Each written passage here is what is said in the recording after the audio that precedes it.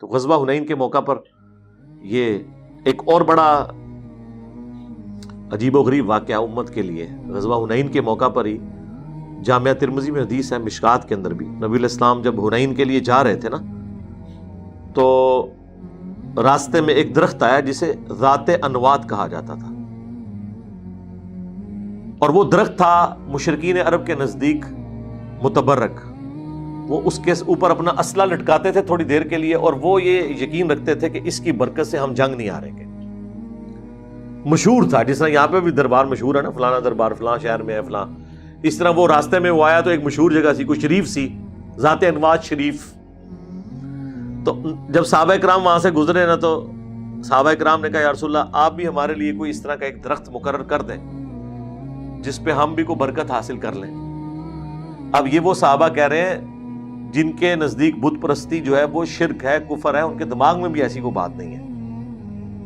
لیکن نبی علیہ السلام نے اس چیز کو اس کے ساتھ جوڑا. آپ نے فرمایا اوئے سبحان اللہ، اوئے آج تم نے وہی بات کر دی جو موسیٰ علیہ السلام کے ماننے والوں نے کی تھی جب وہ ایک جگہ سے گزرے جہاں لوگ بتوں پر اعتکاف کیے ہوئے بیٹھے تھے.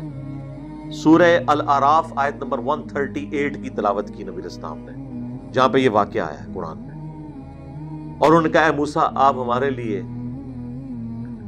کوئی بت مقرر کر دیں اللہ کا جس پہ ہم دھیان کر کے بیٹھ جائیں. اور تم نے تو وہی بات کر دی. حالانکہ صحابہ کرام نے کوئی اللہ کا بت نہیں مانگا تھا، لیکن اینالوجی وہی بنتی ہے. اللہ کو چھوڑ کر جب آپ اسباب کے ساتھ اس طرح کا کوئی عقیدہ وابستہ کریں، ویسے پاکستان کے ہوتے ہیں نا لوگ تو کہتے ہیں یا رسول اللہ یہ تو غیر مستقل بذات، عطائی ذاتی، یہ تو فرق ہے، مطلب وہ تو انہوں نے کہانی کرانی تھی. ہم کہتے ہیں جناب آپ درباروں پہ جا کے سجدہ کرتے ہیں، وہ کہتے ہیں جی سجدے میں تو ساری انگلیاں قبلہ رخ ہونی چاہیے، ماتھا پورا لگا ہو، پاؤں بھی لگے ہوں. بھائی جب کسی کے سامنے آپ جھک گئے نا یوں کر کے، وہ سجدہ ہی ہے. صحیح بخاری میں نبی علیہ السلام سفر کے دوران جب یعنی نماز پڑھتے تھے تو اونٹ کے اوپر جب سواری پہ بیٹھے ہوتے تھے تو سر کے اشاروں سے ہی سجدہ کرتے تھے. یہ آپ کسی کے سامنے جب حدر کو جھک گئے تو وہ پھر یہ نہیں دیکھنا آپ قبلہ رخ ہے یا نہیں ہے. ایویں کہانیاں یہاں پہ بھی دیکھیں، انہوں نے کہانی کرانی تھی یا رسول اللہ ہم نے یہ تو نہیں کہا کہ اللہ کا بت بنا دے، ہم نے تو ایک متبرک جگہ مانگی. تو نبی اسلام فرمایا تم نے وہی بات کر دی جو موسیٰ کے ماننے والوں نے کی تھی کہ ہمارے لیے کوئی بت مقرر کر دیں.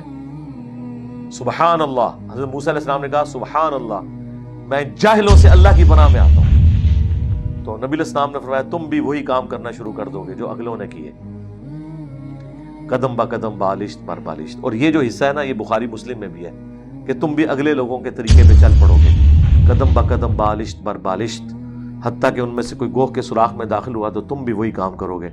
صحابہ کرام نے پوچھا یا رسول اللہ یہ اگلے لوگوں سے مراد کیا یہود و نصارہ ہیں؟ آپ نے فرمایا اگر وہ مراد نہیں تو کون سے لوگ ہیں؟ تو نبی علیہ السلام نے پہلے ہی پروفیسی دے دی تھی کہ میری امت میں وہی خرابیاں پیدا ہوں گی جو یہود و نصارہ میں، اور عقائد کی حد تک خرابی. یہ عقیدے سے تعلق رکھنے والی چیز ہے نا.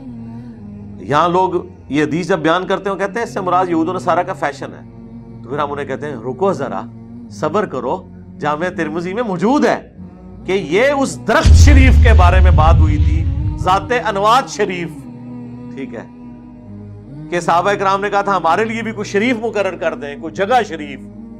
تو وہاں حضور نے فرمایا تھا یہ تو ٹوٹلی توحید کے منافی جو چیزیں اس سے ریلیٹڈ ہے، نہ کہ یہ فیشن سے ریلیٹڈ.